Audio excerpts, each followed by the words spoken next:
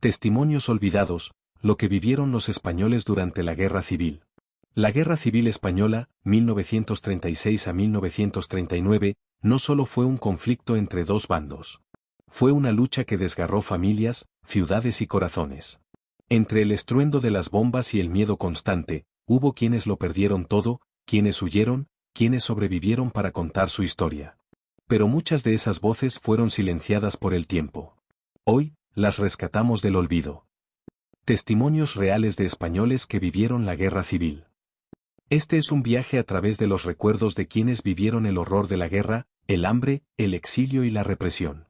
Escuchemos sus voces. Contexto histórico. Para entender estos testimonios, primero debemos contextualizar. La Guerra Civil Española comenzó el 17 de julio de 1936, cuando un golpe militar intentó derrocar al gobierno de la Segunda República.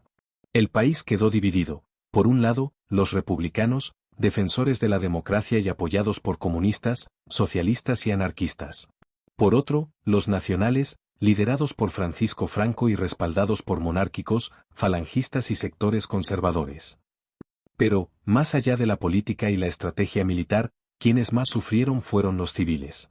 Familias enteras quedaron atrapadas en un conflicto del que no pidieron ser parte. Testimonios impactantes. El hambre y la supervivencia. Uno de los horrores más recordados por los que vivieron la guerra es el hambre. Las ciudades asediadas sufrían bloqueos de alimentos, y en muchos lugares la comida escaseaba. Recuerdo que mi madre cocinaba sopa con cáscaras de patata y hierbas que encontrábamos en el campo. Mi hermano menor lloraba de hambre por las noches, pero no había nada más para darle. El hambre no entendía de ideologías. Tanto en Madrid, bajo el asedio franquista, como en ciudades controladas por los nacionales, la población civil se vio obligada a sobrevivir con lo que tuviera a su alcance. El terror de los bombardeos. Los bombardeos aéreos fueron una de las tácticas más temidas durante la guerra. La población civil se convertía en objetivo, y las ciudades quedaron reducidas a escombros. Anciano, yo tenía 8 años cuando bombardearon mi ciudad. Recuerdo a mi madre gritando que nos refugiáramos en el sótano. Escuché explosiones, gritos. Cuando salimos, nuestro barrio ya no existía. Niños en la guerra. Los niños fueron las víctimas más inocentes de la guerra.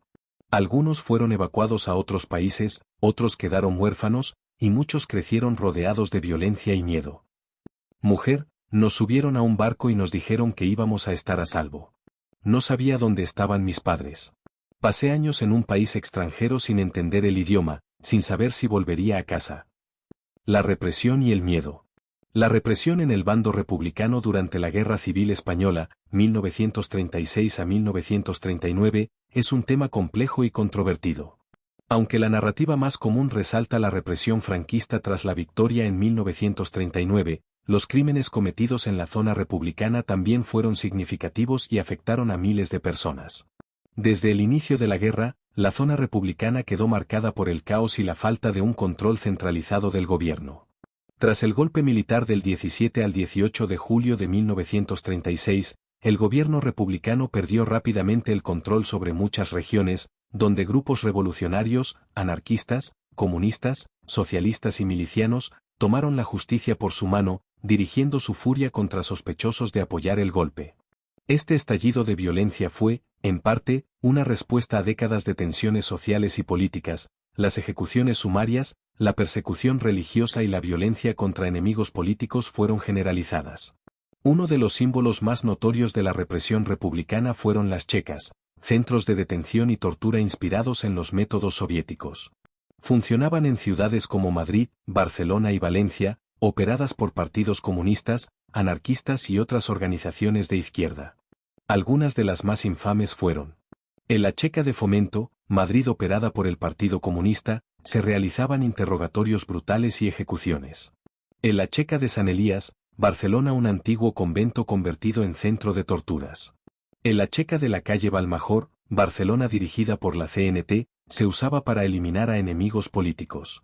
Otro de los episodios más sangrientos de la represión republicana fue la persecución religiosa, conocida como el Terror Rojo. En los primeros meses de la guerra, miles de iglesias fueron incendiadas y saqueadas, y miles de religiosos asesinados.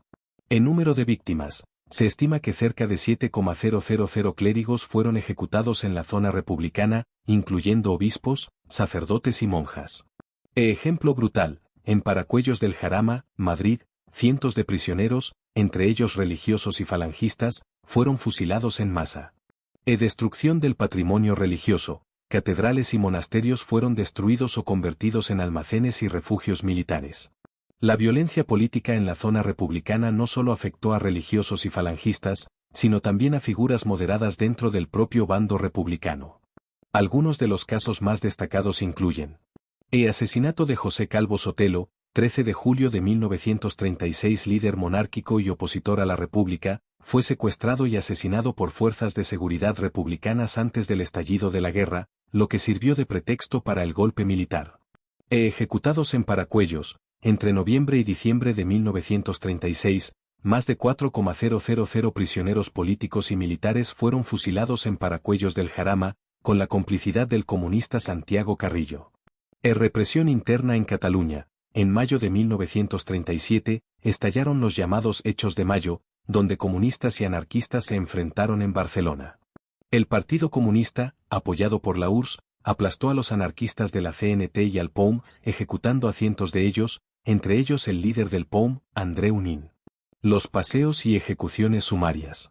En la zona republicana se llevaron a cabo miles de ejecuciones extrajudiciales conocidas como paseos.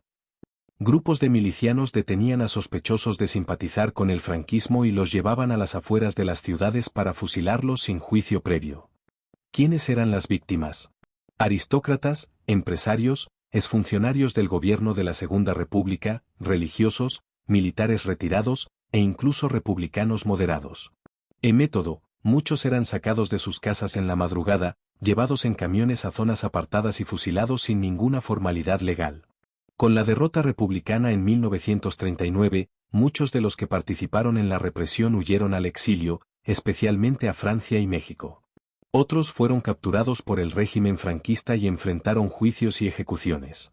El exilio y las secuelas de la guerra. Para muchos, la guerra no terminó con la victoria de Franco. Miles huyeron a Francia, México o Argentina, dejando atrás su hogar y su historia. Hombre, mi familia llegó a México con lo puesto. Tuvimos que empezar de cero, sin saber si alguna vez volveríamos a España. El recuerdo de la guerra vive en quienes la sufrieron. Escuchemos, aprendamos y recordemos.